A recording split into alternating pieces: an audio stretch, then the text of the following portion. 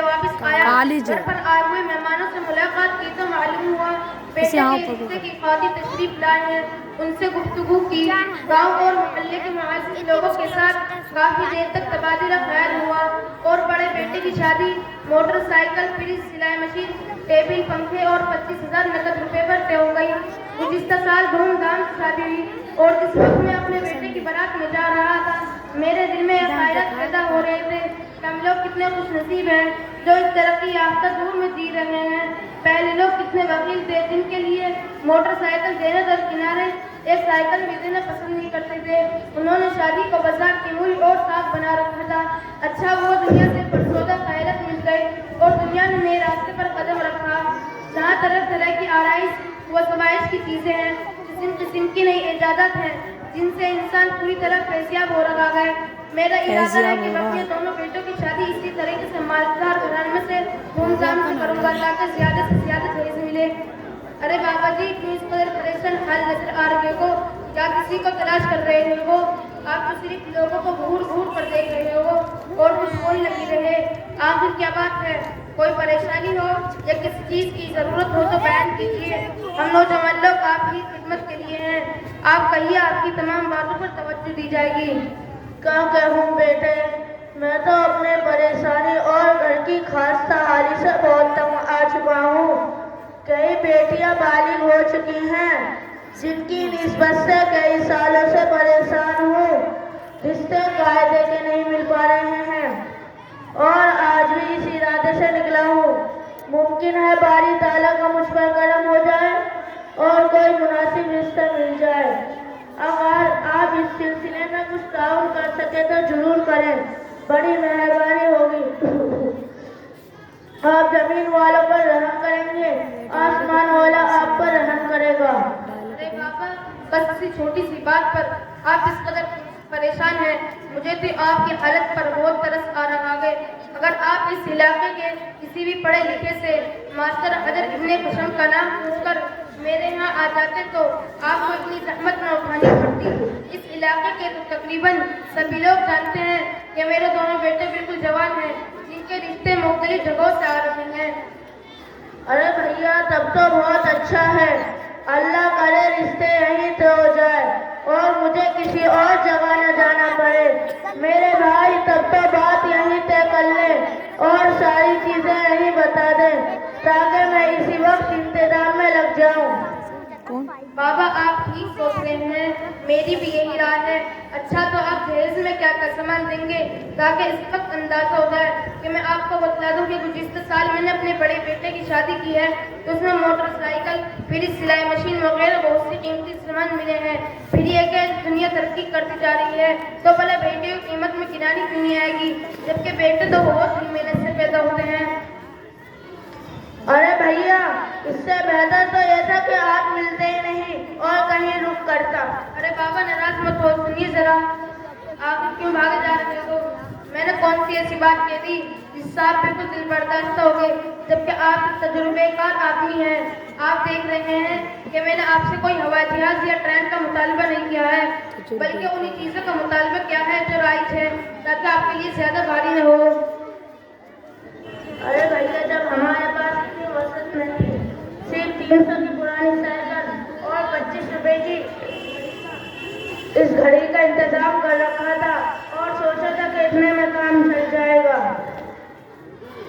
अस्सलामु अलैकुम वरहमतुल्लाहि वबरकातुहू। वालेकुम अस्सलाम। दुनिया के जेंटलमैन, तुम अपने आप को क्या समझ रहे हो? तुमने निकाह और शादी के इस्लाम में से एक इबादत है, अपने घर की रोटी समझ रखा है। आपको मालूम होना चाहिए कि हम माशरे इस्लाह करने के लिए, दुनिया से जहेज व रस्म का रिवाज खत्म करने के लिए, कौम या शरीयत अहकाम बाखबर करने के लिए, सब रोज एक खत्म करने के लिए तुम जैसे दुनियादारों की तिजारत बना रखा है। अरे शर्म को खाओ और खुदा से डरो। मैं भी इस्लाही माशरे के सिलसिले में जाने वाला था, इतने ही मुझे मेरे रफीक ने यह खबर दी कि एक शख्स एक बूढ़े आदमी से उलझ रहा है, तो मेरे दिल को रहा न गया। प्रोग्राम मुलतवी करके यहाँ आने की जरूरत थी ताकि तुम्हारा दिमाग ठंडा कर दूं। मौलाना साहब, आपका बहुत बहुत शुक्रिया। ये लो मेरी तरफ से 10 रुपए चाय पीने के लिए ले लीजिए और मेरी मेरी बेटी की निस्बत के लायक लड़के से जरूर कर दीजिए। बाबा जरा थोड़ी देर खामोश रहे। इस दौरान इधर उधर की बात जरा मत कीजिए। मुझे जरा इन मौलाना साहब से कुछ बात करने दीजिए जो बड़े कर रहे हो फर्रे से बात कर रहे हैं। मौलाना साहब, आपने जो तर्ज गुफ्तगू अपनाया है मुझे इससे सख्त तकलीफ हुई है। मैं आपसे कहना चाहता हूँ कि अगर किसी शख्स के पास इतनी वसात न होगी कि दूर हाजिर के रवाज मुताबिक शादी करे तो उसे शादी की क्या जरूरत, वो शादी ही न करे। बल्कि तो मैं कहता हूँ कि ऐसे लोगों के लिए यही मुनासिब है ये लोगों से अलग अलग होकर खलूस में जाकर अल्लाह की इबादत करें, नहीं तो इन दुनिया के मौलों में पढ़ना नहीं। अरे कैसी ब्याजी बातें कर रहे हैं, अपनी हिमाकत खुद ही 5 मिनट का होगा अभी। कर रहे हैं। क्या मिनट का है इनका? ऐसा लगता है कि आप क्या मिनट का है इनका? तालीमात से दूर 5 मिनट नहीं। हुए। आपको मालूम होना चाहिए कि 55, तजुर्बेदार 57 से दूर का भी ताल्लुक नहीं। आका नेमत अजदार मदीना जनाब मोहम्मद सल्लल्लाहु अलैहि वसल्लम ने उन लोगों पर लगती तनस फरमाया जो खुदा तलबी के लिए दुनिया जरूरी समझते हैं। आप सल्लल्लाहु अलैहि वसल्लम ने फरमाया कि तुम में से जैसी शादी की ताकत हो ऐसी शादी कर लेनी चाहिए, क्योंकि इससे निगाह नीचे रहती है और शर्मगाह की भी हिफाजत रहती है। एक हदीस में फरमाया कि जो शादी की इस्तात रखने के बावजूद भी उसका गुरेज करे वो हमें सही नहीं। इन तमाम हदीस के सामने आ जाने के बाद आप जब अपने गिरवान में सर डाल कर सोचे कि मालूम असबाब की ज्यादती में रूह में बहकर जो कुछ कहते चले जाते हैं कि तुम्हारी बात इन हदीस से मेल खाती है या नहीं। मौलाना साहब, आपने इतनी सारी बातों का निशाना मुझे ही बताते चले जा रहे हैं, जबकि मैं ही नहीं बल्कि बहुत से लोग इस हालत में मुबतला और इस्लाम के इन अहकाम से बगैर हैं, मगर आप मुझे इस तरीके से ही मुखातिब बनाकर तकलीफ कर रहे हैं कि ऐसा लगता है गोया यही इन रस्म और रवाज का मौजूद हो और मुझसे ज्यादा बल आपकी नजर में कोई नहीं। मौलाना साहब, आप बिल्कुल हक की बात कह रहे हैं। ये बात तो मेरे दिल को लगने वाली है और मैं ही नहीं बल्कि पूरे सामीन आपकी बातों को पसंद कर रहे हैं। क्यों भाइयों, मौलाना साहब ठीक कह रहे हैं ना?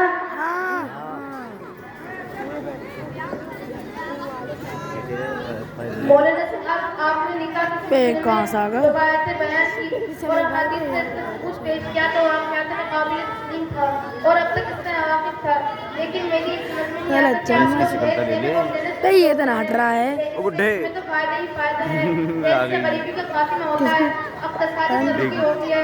कितने गरीब को मकान और नदर साजिद के लोग कहते हैं इसे इधर को करते हैं, आन की शक्ल नहीं दिख रही है। हो जाता है तो उनकी सहमत और दलाली दूर हो जाती है और वो कुछ मुसर्रत के साथ जिंदगी बसर करते हैं। उनके आंगन में अंधेरा रहता है और ताकत से अपनी शॉपिंग की रही है। उनके आंगन में उजाला हो जाता है और उनका घर जगमगाने लगता है। आखिर ये फेस इस चीज की बदौलत जाहिर है कि इसका असल सबब निकाह और दहेज ही है, बल्कि कोई नहीं चाहता कि इसकी बेटी और दामाद खुश रहे। आज मैं तो इधर को जा बेटे देखो मौलाना आ गए। जो अपने दामाद को हाजी जी कपड़े तो मस्त सिलवा गए और 25 वाली प्लास्टिक की घड़ी वो देव पे सलाम है। तो मतलब कपड़ा अच्छा लावे हैं। जब हमारे पास इतना पैसा नहीं तो हम आपके लिए डाका डालकर या चोरी कर आपके लिए हीरो होंडा का इंतजाम करें। Hero Honda? किसी गरीब के यहाँ शादी कर ले वो ठीक है, मैं दिलवा दूंगा हीरो होंडा। ये मेरे बस की बात नहीं। तुम बहुत बड़े हरीश और लालची तबीयत के इंसान मालूम होते हैं, तभी तो दहेज की सारी खराबियां तुम्हारी निगाह में भली मालूम होती है। तुम्हारी निगाह इस बात पर तो गई कि मालदार के घर आने से रिश्ता हो जाने से माल व असबाब की ज्यादती होती है, आंगन में उजाला होता है। तुमने कभी नहीं सोचा कि दहेज सिलाने वाली बीवी का तर्ज मुआशरत शौहर के साथ कैसा रहता है। अपने आप को दौलत के नशे में आवाज और बदलाव समझने लगती है। जब भी कोई बाहमी नाचा की बिगाड़ बज्जी महाजन को दिखा जूम करके, तो अपने दहेज के बज्जी महाजन को दिखा जूम करके। नतीजा शौहर की जिंदगी अजनब बन जाती है और जिंदगी मरहल तय करना निहायत ही दुश्वार तरीन मसला बन जाता है, जिसका सुलझाना बहुत ही मुश्किल हो जाता है। तुम्हारे मेरे हम दिल में कभी ख्याल नहीं गुजरा कि गरीबों की बेटियों के लिए दहेज का सामान कहाँ से आएगा। नादार बेटियों पर जब जौवन चढ़ने लगेगा तो उसकी दूध या रंगती गुलाब की तरह पंखुड़ियों पर निजाकत रसने लगेगी तो उनके हाथ पांव पीले करेगा। काश तुमने भी तारीख का मुताला करके क्या मौलाना हट जाओ यहाँ से। जो दिल पर बुलावे तक भी तो दे शादी नहीं कर पाते, और रस्सी लेगा मौलाना को खींचो। इतना नया माली वजह कहाँ से पूरा देख होगा? डेढ़ कमर हट गए मौलाना। अफसोस, सब अफसोस, शादी जो कभी आबादी का पेश रहना जमीन में होकर हजरत वाला हट जाओ। आज खाना बर्बादी का बरोदा बन चुका है। दौलतमंद अपने आप को दौलतमंद मास्टर जी आ रही हूँ। मास्टर जी बे फिर है पीठ पीछे डाल दिया है। उसका पागल है। हर एक को भोगना पड़ेगा। इसलिए तुम अपने ठंडे दिल से जरा ये सोचे, लाहे का हल मत करो। बैठ गया ये टोपी गोल पे। मौलाना आपका बहुत बहुत शुक्रिया। अस्सलाम वालेकुम। वालेकुम सलाम और रहमतुल्लाहि व बरकातहू। ये जहेज के मुतालिक इनका मुकालिमा था, उस पर तफसीली रोशनी इस वक्त में नहीं डाली जा सकती।